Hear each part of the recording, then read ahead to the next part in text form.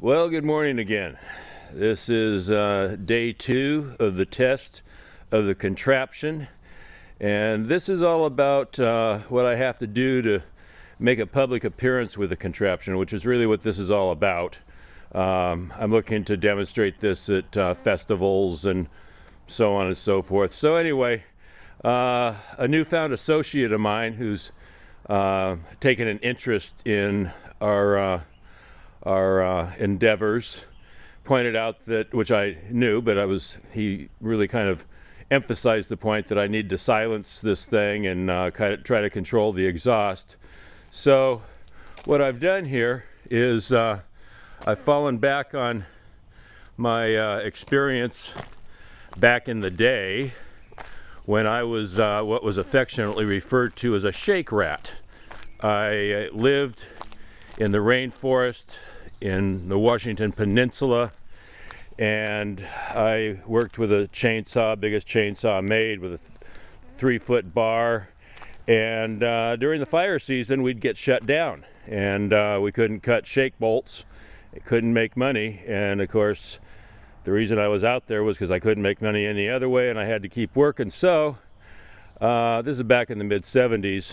An old fart, a good old boy, pointed out that by taking a bucket of water and putting a hose which is attached to the exhaust of the chainsaw, we could accomplish two things.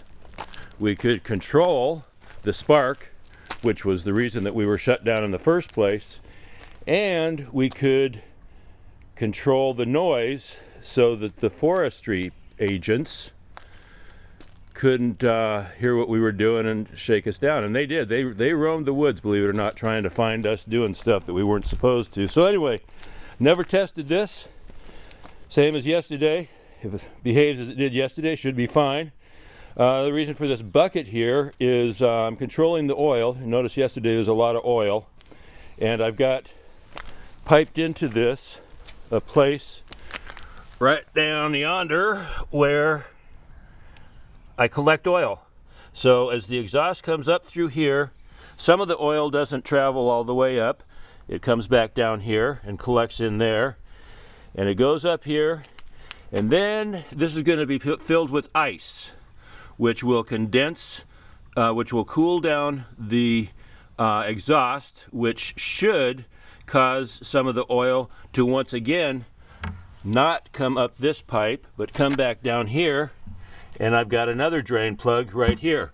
So hopefully, because when this thing just pumps straight out the exhaust right out here, there's a big puddle of oil that gathers right here. So that's just not going to be acceptable under any circumstances. Although back in when Mrs. Farmer was doing her laundry, I don't know what they did, but she was just happy to be doing her laundry. So let's kick this thing over and see what happens.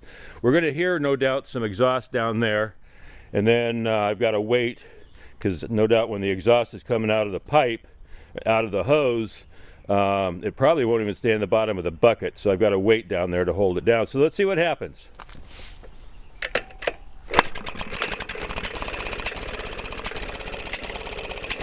Well, you can hear that there's not much sound coming out of here at all. So let's go down here and see what we got. Well, we can see that we got exhaust. Yeah, we got exhaust, that's for sure. And we got a distinctive concussion sound, which I'm not really worried about that. I don't think that would bother anybody. I'll be able to run this 50 feet away from where it's all going on. But let's see what happens when we put it in the water.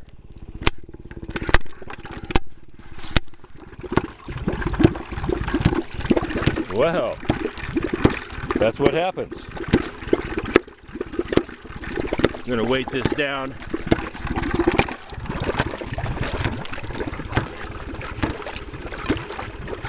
Well, I'm sure that a lot of the oil, we've still got smoke, but that's just the nature of the beast. You know, these things, that's how they lubricate. They had not very high tolerances, and they're machining deliberately so that there was going to be plenty of oil lubricating it. But as you can see, we've almost got no sound. The only sound we've got is the mechanical sound. Well, there's a little snapping sound up here, but not much. So, I'd mark this up as a success and a lesson to anybody who've used this on a little creativity to eliminate the oil that comes out of these things and the sound. Have a good one.